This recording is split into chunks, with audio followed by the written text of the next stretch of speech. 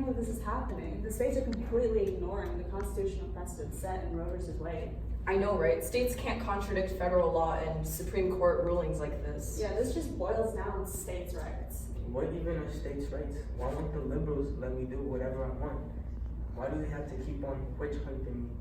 Letting states contradict federal law is just going to cause a constitutional crisis. Do you know anything about U.S. history? Well, basically, there's founding fathers and Reagan and Hamilton was pretty cool.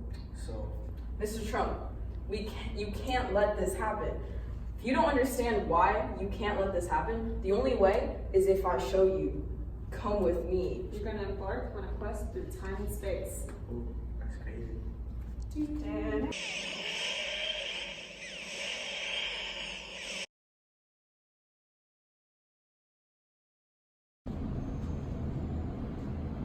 there is no way we are signing over our autonomy and rights as states.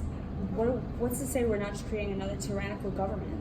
We cannot continue to govern our nation under the weak and ineffective Articles of Confederation. We can't allow another embarrassment like Shays' Rebellion. The states and the federal government have to work together. Okay. This debate led to the inclusion of the Bill of Rights into the U.S. Constitution, which was ratified in 1789. The Anti-Federalists only ratified the U.S. Constitution on the condition that they added a Bill of Rights to protect state governments from federal abuse of power. Well, how important is a Bill of Rights? Because the haters and the losers don't deserve rights. Well, considering the U.S. Constitution barely passed in 1789, we can thank the Bill of Rights for the Constitution that protects us today from federal abuses of power. Well, why does the federal government get to make laws that the states don't agree to?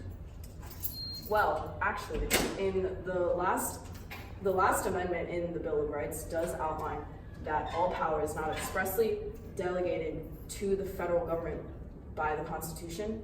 Those powers are all allowed to the states. Well, the last amendment in the Bill of Rights outlines that states are privileged to all powers not expressly delegated to the federal government by the Constitution.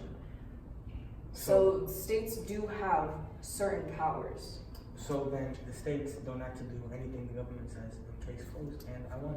So yeah. However, the Supremacy Clause in the Constitution outlines that the federal government has the power to override any state legislature that defies federal law or constitutional precedents. Well, I don't know what any of those words mean, so you're wrong. This is why we are taking you on a blast to the past.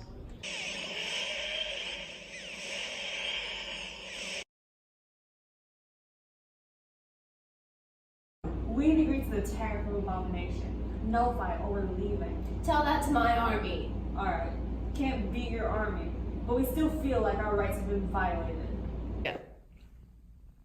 Almost 3 decades before the start of the Civil War, South Carolina tried to secede under Jackson due to tax increases, most notably known as the Tariff of Abominations. They were crushed by the federal military, but the resentment did not fade, and it carried out until the Civil War, as South Carolina was the first southern state to secede.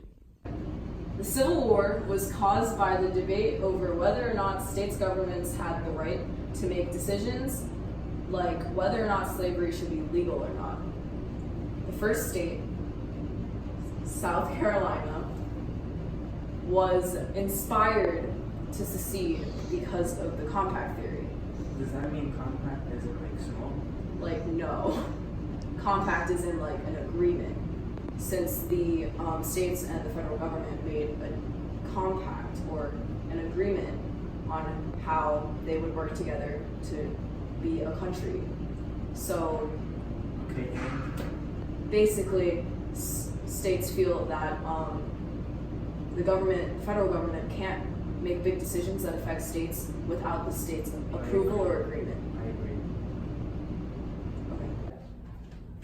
When the Republican Lincoln got elected as president, the southern slave states panicked and felt that their institution of slavery was about to be dissolved. So basically, what you're telling me is the war could have easily been prevented if we protected the states' rights. Like, it's not that simple. The North felt just as strongly about abolition of slavery as the South did about supporting slavery. So the South knew that the only way they were going to be able to secure slavery in a Republican-dominated government is to secede and create their own autonomous nation. That's crazy. Truly. But wait, hold up. I thought that Republicans didn't like black people. Am I in the wrong party? This is fucking communist.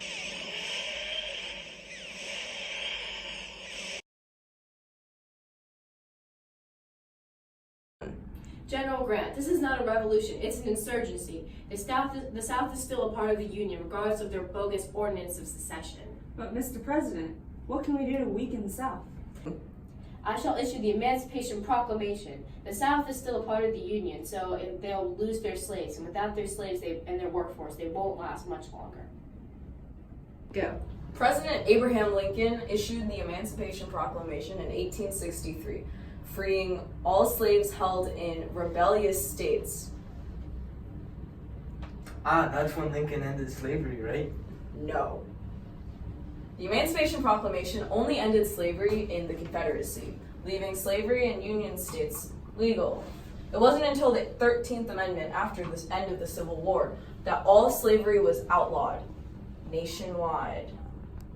The Emancipation Proclamation marked a change in the Civil War as it boosted morale among the North as they were fighting for a just cause, and weakened the Confederacy as they lost their workforce.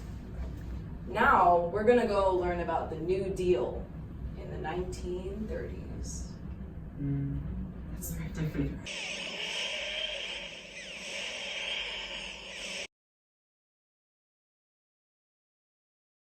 One. We must relieve the poor of their struggles and limit the power of enormous corporations and help the U.S. economy to recover. So because of that, I'm implementing the Glass-Steagall Act, the Social Security Act, and many more to ensure that the U.S. economy remains stable for years to come. How come that guy gets to tell everybody what to do?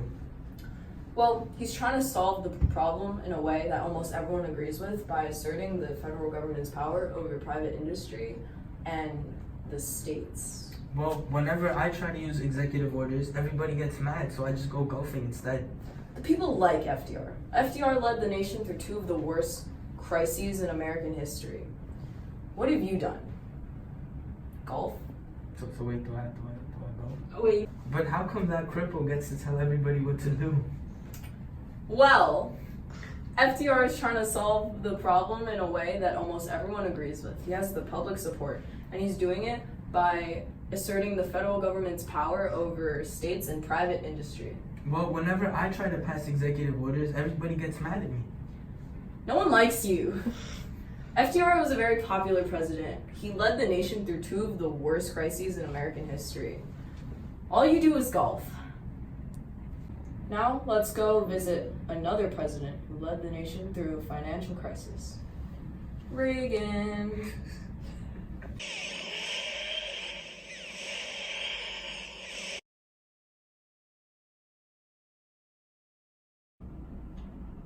This is a heartless approach to the working families of our country, and is typical of many Republican leaders in the past, but I think this has been accentuated under Governor Reagan. Hey, Fox News told me to like that guy. Well, most people, when they think about cutting government spending, they think in terms of eliminating necessary programs or some service that the government's supposed to perform. I believe that there's enough extravagance and fat in government. Do you now understand the importance between the balance of state and federal power? Nope. Great. Well, if you didn't learn from the past, maybe you can learn from the future. The future of what your bad decisions and lack of executive responsibility have caused. Will cause. Fuck my You'll bad. see.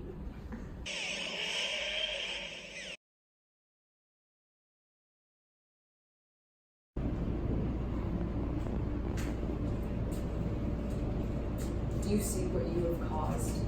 What your decisions have wrought.